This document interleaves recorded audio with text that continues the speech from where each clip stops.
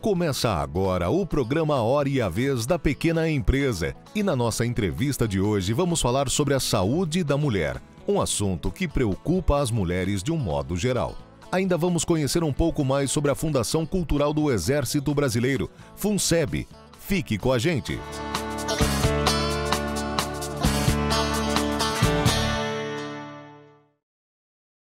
O nosso convidado de hoje é Dr. Maurício Abrão, médico ginecologista, especialista em endometriose. O nosso tema, saúde da mulher. É um prazer tê-lo conosco. Prazer enorme estar aqui com vocês, Curi. Muito obrigado. Bem, a medicina brasileira, especialmente no capítulo Saúde da Mulher, tem vários avanços e se destaca. Nos fale um pouquinho a respeito, por favor. Eu acho que a medicina brasileira ela acaba se destacando em várias áreas, né? Antigamente era só a área da cirurgia plástica que era mais conhecida, e hoje a gente sabe que por diversas razões, e eu começaria dizendo que começa pela relação médico-paciente. Sim. E na minha área em particular, que é a área da medicina da mulher, de ginecologia, tem inúmeras situações aí que a gente assume hoje posição de destaque no mundo inteiro. Uma delas é a endometriose, por exemplo, que é a chamada doença da mulher moderna, né? E que tem essa característica, porque no Brasil se desenvolveu muita coisa, a gente desenvolveu métodos diagnósticos da doença, e isso tem um grande impacto, né? Impacto para o dia a dia do cuidado para a mulher, impacto no ensino, impacto na pesquisa, e impacto, inclusive, no sentido do que a gente tem trabalhado bastante, de trabalhar isso em termos de saúde pública. Agora, o que é endometriose? Para que as pessoas possam entender um pouquinho da profundidade e a seriedade do tema. Endometriose é quando um tecido semelhante ao tecido que reveste a cavidade do útero se implanta fora do útero. É a principal causa de dor na mulher, cólica menstrual, dor em relação sexual, é a principal causa de infertilidade feminina e a principal causa de absenteísmo, de ausência ao trabalho. E é uma doença que compromete mais de 8 milhões de mulheres brasileiras, 10 a 15% das mulheres em idade reprodutiva. Então é uma situação, um problema real de saúde pública. Sem dúvida. Quando se fala de pesquisa, quando se fala de desenvolvimento na área específica da saúde da mulher, o que o senhor destacaria como principal, momentâneo? Claro que são todos importantes, mas nesse momento. Se a gente usar o exemplo da endometriose, a gente vai perceber situações, na prática, eu aprendi na faculdade, e ainda hoje os livros, né, que ensinam os alunos que estão se formando hoje, que o diagnóstico de certeza se faz por uma cirurgia, por uma laparoscopia, que é uma cirurgia menos invasiva, mas é um procedimento cirúrgico. Sim. E a grande maioria dos hospitais do SUS não tem laparoscópio. Então, uma das coisas que a gente desenvolveu aqui é o diagnóstico por imagem para a doença. Isso foi uma revolução, né, que no mundo inteiro a gente acabou treinando profissionais da Austrália, da Itália, da Espanha, Mayo Clinic, Cleveland Clinic nos Estados Unidos, enfim, um monte de lugares. Que vieram para cá para receber o treinamento. Que vieram para cá nos últimos 10, 15 anos para receber o treinamento. Mas, além disso, também tem inovações no sentido do tratamento, alternativa, porque quando você diagnostica melhor, você trata melhor, você opera melhor quando a indicação é cirúrgica. Você pega no início e tem cura. Você pega no início e a chance de você ter resultados melhores são muito maiores. Então esse é um outro lado, mas tem uma coisa que está além disso. Eu volto para o que eu comecei a falar. A gente consegue hoje tratar 360 graus a mulher. Fala um pouquinho a respeito disso, por favor. Eu acho que tratar 360 graus não é assim, é muito além desse modismo de medicina integrativa. Sim. Né? É uma coisa que a gente defende muito, eu como professor da USP, né, cuidando da graduação por muitos anos, eu sempre falei para o aluno do 5º ano do 6º ano, que é o que a gente chama de internato, que é importante olhar o todo e não o órgão apenas. Sim. Porque a gente sabe que tudo começa lá atrás, né? A gente sabe que tem uma relação com o sistema imunológico, tem uma relação com o estresse, às vezes, está envolvido diretamente no processo. Tem que tratar pessoas e não órgãos. Como é que a medicina hoje enfoca essa evolução? Porque é uma evolução forte isso, não é? Sem dúvida. A medicina, enfim, a gente tem hoje tido muito mais aceitação. Sim. Né? Basicamente porque a gente tem tido muito mais resultados. Claro. Né? E os especialistas de verdade, a gente, enfim, tem participado da formação de muita gente, eles têm tido bastante êxito nisso. Né? E o que eu tenho de mais, a menina dos olhos do que eu tenho feito, aí, a menina dos olhos minha em relação a isso que a gente está desenvolvendo, hoje é trazer isso para o SUS. Então hoje, na Beneficência Portuguesa, a gente tem um programa que chama PROAD. Né? O PROAD nada mais é do que uma parceria entre o governo e os hospitais filantrópicos e que a gente consegue levar inovação, né, com benefício de quem? Do serviço público, das pacientes. Então a gente está tentando levar isso, foi desenvolvido diagnóstico por imagem, tratamento de uma forma mais global, as cirurgias menos invasivas para as pacientes carentes. E está evoluindo esse processo? Está evoluindo. No primeiro triênio do PROAD, a gente teve a oportunidade de já treinar profissionais de 5 estados. Agora a gente está a caminho aí de uma renovação do programa, que é uma expectativa nossa, e para ampliar isso. Isso dá muita satisfação. Que ótimo. Agora, existem novos ensaios laboratoriais, evolutivos. Dá para nos contar um pouquinho a respeito disso? Eu acho que outras coisas que a gente tem que envolver nisso, porque a gente está falando de uma doença. Então vamos aprofundar nisso para depois expandir. Claro. Essa doença, por exemplo, ela ainda depende de um tratamento cirúrgico. Então tem novos desenvolvimentos, novas drogas que estão sendo... Né, a gente participa aí de um trial internacional, de uma medicação nova, que possivelmente em 10 anos vai mudar a realidade do problema. Então isso é uma expectativa nossa. Né? Uma excelente expectativa. E tem outras questões, por exemplo, de desenvolvimento de marcadores para o diagnóstico da doença, né? Que também é outra expectativa grande que a gente está tentando participar disso. Que bom.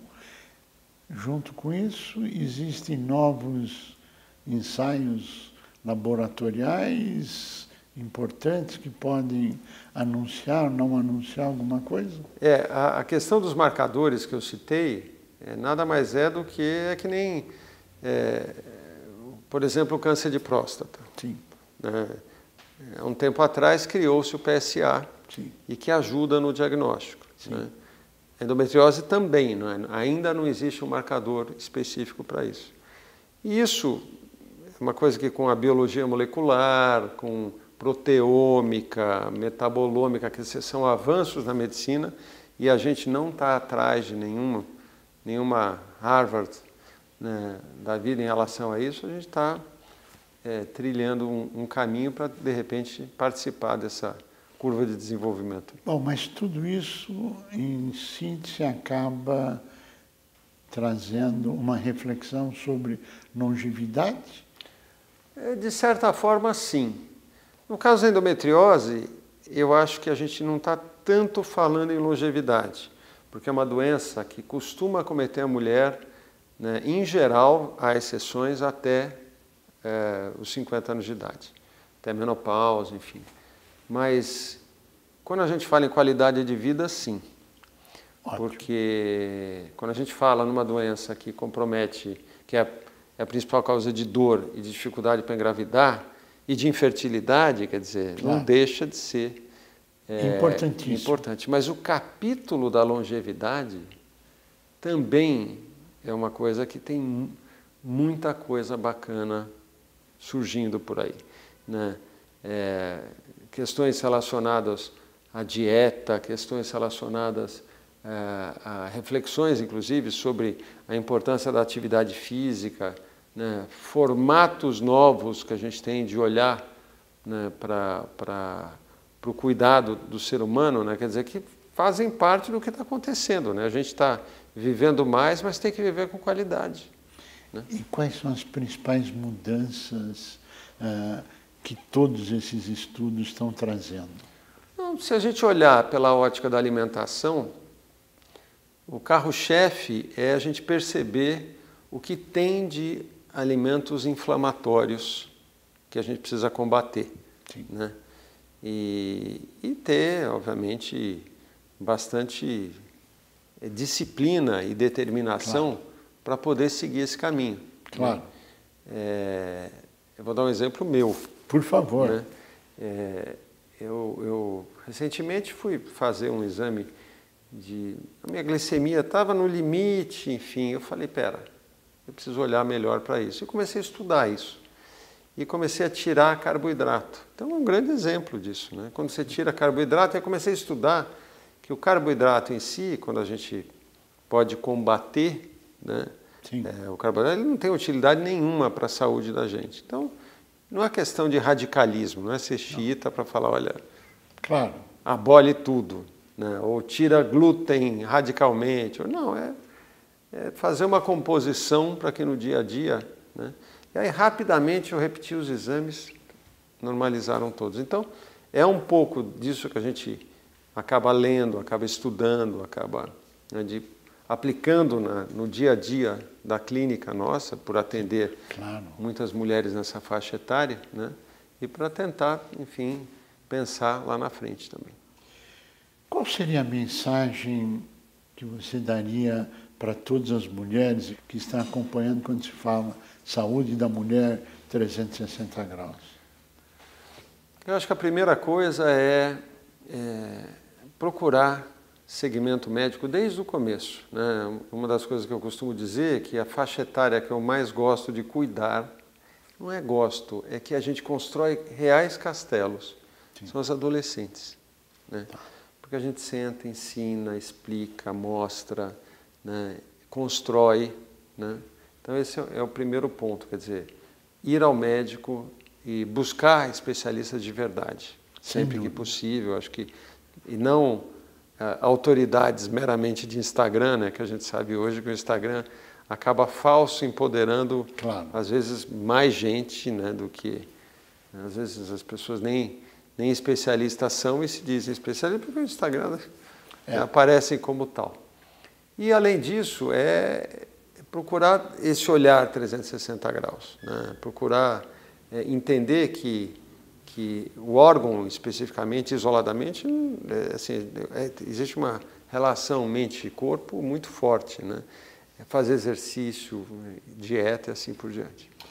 Dr. Maurício Abrão, a gente agradece muito a sua participação, a sua orientação, desejar pleno êxito nessa peregrinação da sua vida, formando pessoas, cuidando de pessoas, cuidando da saúde, especificamente cuidando da saúde da mulher. Obrigado por estar conosco.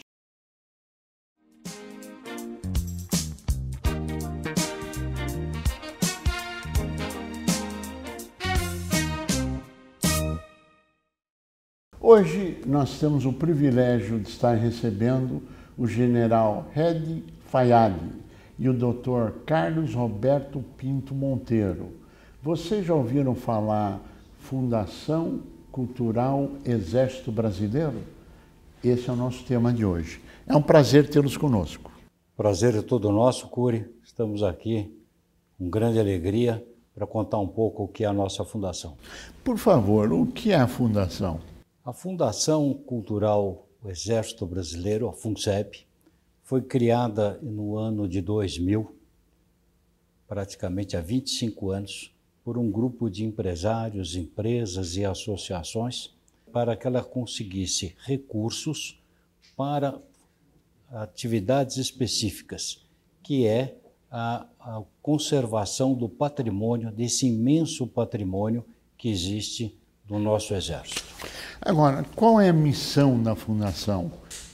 A missão é essa mesmo. Além de conservar, conseguir os recursos. Esses recursos têm o seu destino próprio e não entram na conta do nosso Exército, e sim nesses projetos de reforma ou de restauro de fortes fortalezas, edificações que constituíram a nossa história ao longo do tempo. Agora, qual é esse patrimônio? Do que nós estamos falando para que todos saibam? Esse patrimônio é um valor inestimável que não é contado nas escolas e pouca gente ou nem todos conhecem. Foram construídos no Brasil algo em torno de 1.365 fortes, sendo o primeiro o de Bertioga, de 1531. Estes fortes tinham a missão, a grande missão de defesa do nosso território. E se nós temos hoje um território de dimensões continentais, nós devemos e muito a estes fortes que foram construídos ao longo do tempo. Muitos antes do período colonial, depois no Brasil colonial e o último aqui em Guarujá, o Forte dos Andradas, que data de 1944. São aquelas edificações muito bonitas, pintadas de branco, até hoje todo mundo que passa olha e realmente faz parte da nossa história.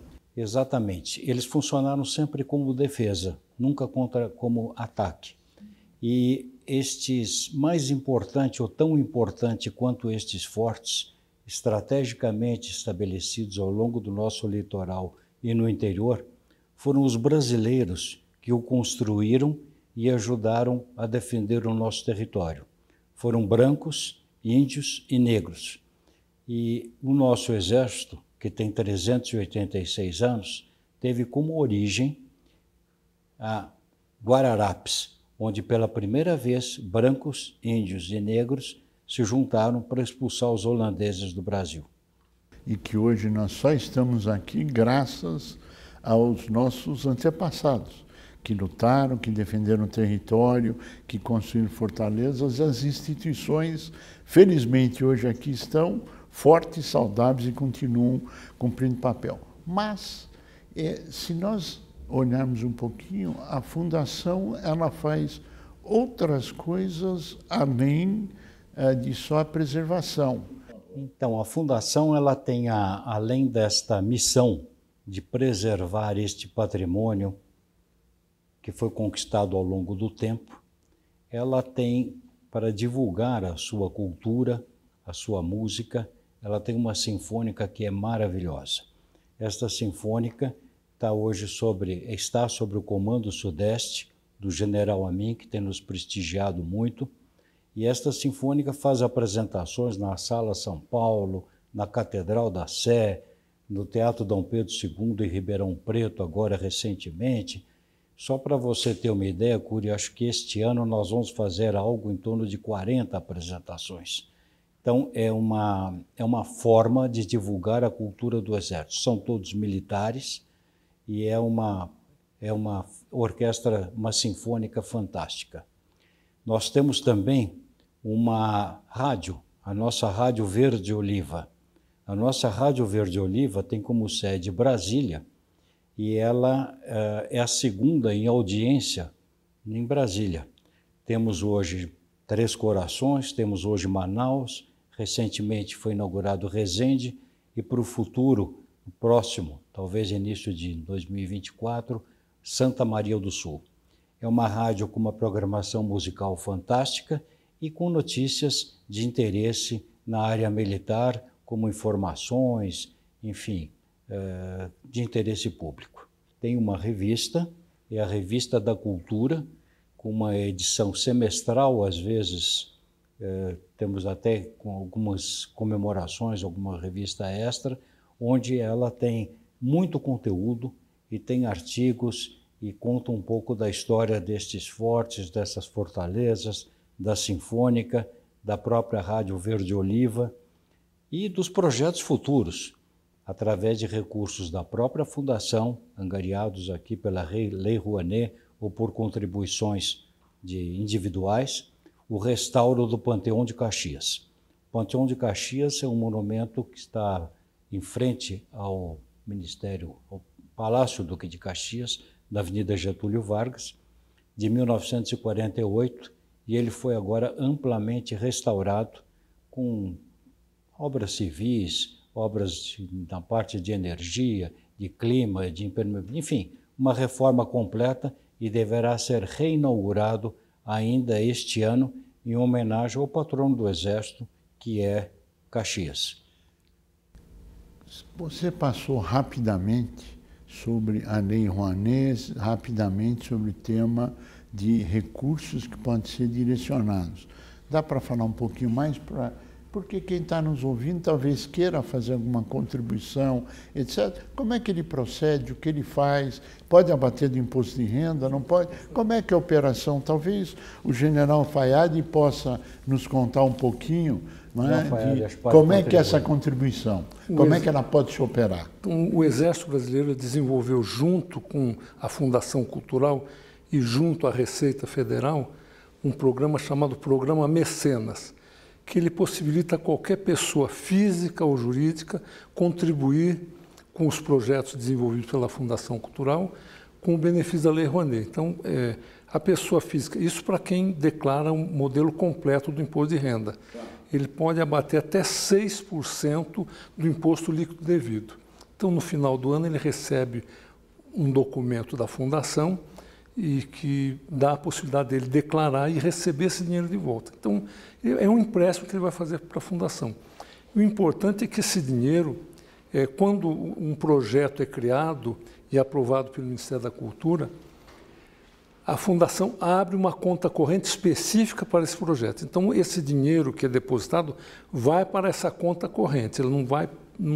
Então, pela página da Fundação, Fundação Cultural Exército Brasileiro, página da internet, nós podemos procurar programa Mecenas, e que nós temos lá os projetos em andamento, nós priorizamos os projetos que nós queremos, para os quais pretendemos contribuir, e fazemos a conta, né? É importante fazer o cálculo do imposto de renda para poder contribuir. E a pessoa jurídica também pode contribuir com até 4% do lucro declarado. Isso é importante para saber. Quer dizer, a pessoa pode contribuir com quanto quiser, mas só vai ter a restituição, 6% pessoa física, 4% pessoa jurídica. E qualquer um pode contribuir? Qualquer pessoa pode contribuir. Bom, é uma boa iniciativa que merece o apoio de toda a sociedade, claro. Por favor, nos conte um pouquinho dos projetos futuros. Quais são os projetos futuros que são importantes para a Fundação? A Fundação Cultural trabalha com ligação com o Departamento de Educação e Cultura do Exército. Os projetos são demandados pelo Departamento de Educação e Cultura do Exército e viabilizados através da lei ou Rouanet ou pelo projeto Mecenas pela Fundação. Nós já tivemos alguns projetos muito importantes. Eu faço questão de registrar aqui como o restauro dos mortos da Segunda Guerra Mundial no Rio de Janeiro, que foi um trabalho maravilhoso que restaura um pouco da memória também do trabalho da nossa FEB, que teve nos campos da Itália. Falei agora recentemente da inauguração do Panteão de Caxias. E temos também um outro projeto, que é o Passagem da Ponte, um monumento que pretende se construir na Academia Militar, de Agulhas Negras, onde é um projeto que também está no nosso radar. Então, nós trabalhamos diretamente com o Departamento de Cultura do Exército, onde essas demandas nos chegam e depois viabilizam através da Fundação. São grandes projetos, são projetos de profundidade, e, acima de tudo, é um aspecto que é o atual, que é a sinfônica, que é a rádio, que é o futuro, e o presente e o futuro, e a outra parte que restaura a nossa história, a nossa cultura e a importância de tudo isso na nossa história. É isto? Exatamente. Acho que o importante aqui é olhar o futuro, mas não esquecendo o nosso passado. Nós chegamos ao final do nosso tempo, eu pediria as considerações finais. Então, eu agradeço demais agradeço muito a oportunidade de estarmos aqui, eu e o General Fayad, para conversar um pouquinho sobre a Fundação, que é uma instituição que procura preservar os valores e a história desse nosso grande Brasil. General Fayad, Dr. Carlos Monteiro, nós queremos agradecer muito a participação de vocês, desejar pleno êxito nessa empreitada tão bonita que relembra a importância do nosso passado, fala do momento atual, projeta o futuro. Parabéns pelo trabalho, muito sucesso, que esse é o caminho de qualquer nação que busca o desenvolvimento e que é civilizado. A você que esteve conosco, o nosso mais profundo agradecimento, com a certeza que estaremos juntos na semana que vem. Até lá!